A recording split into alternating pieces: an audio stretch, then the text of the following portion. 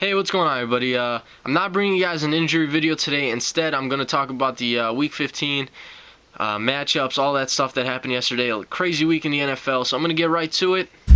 Here we go. So I'm bringing you guys stories around the NFL from Week 15.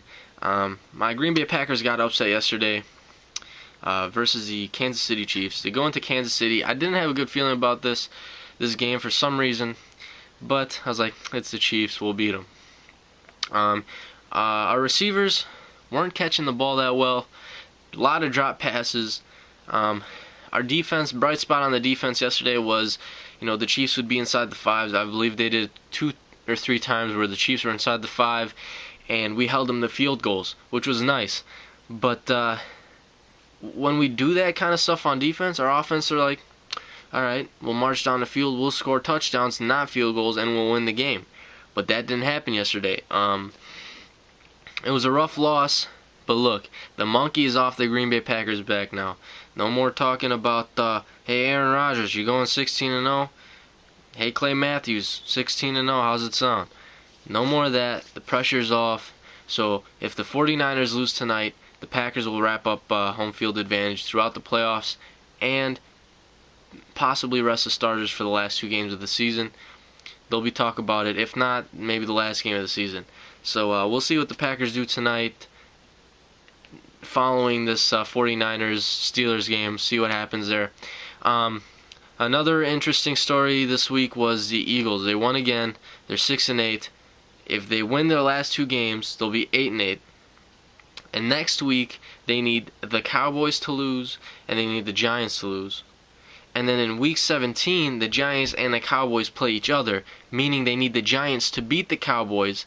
Everybody would finish at 8-8, and if everybody finishes at 8-8, who holds the tiebreaker? The Eagles, which means they would win that division. And if they win that division, they're in the playoffs. So, if the Eagles make the playoffs, I don't know. It would be it's interesting because they started out slow. They've kind of, in the middle of the season, they won some, lost some, and now they're kind of a little bit on a winning streak. They need a lot of things to happen before people start talking playoffs. They need a lot of things to happen. But let's say they do. Vic is always a dangerous player. Deshaun Jackson, Jeremy Maclin, LaShawn McCoy. They got a dangerous offense. Their defense, their front line, their D-line is pretty solid. Their linebackers, not so much. Their corners on the outside are pretty good. And then their safeties are okay. But point is, I could see them if they make a playoffs, depending on who they play in the first week, they could win their first game. But as to winning their second game in the playoffs, no. So I see them possibly, if they even do make the playoffs, they probably could win their first game, but that's about it. So that's all I got to say about the Eagles. Last story I'm going to hit on today, the Baltimore Ravens. In my picks video last week, I made the pick Chargers over Baltimore, and the Chargers slaughter them in San Diego last night. The reason why I'm hitting on the Baltimore Ravens is the Steelers are 1 game ahead of them now in the North.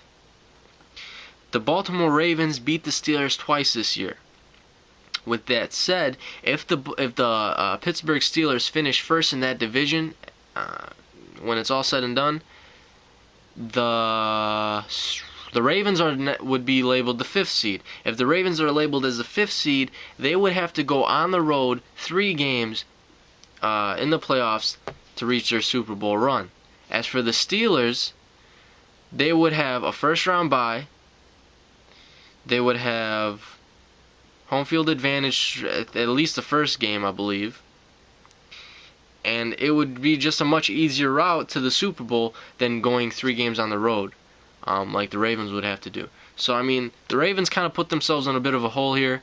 My midseason playoff predictions video I made, go check that out if you haven't seen it.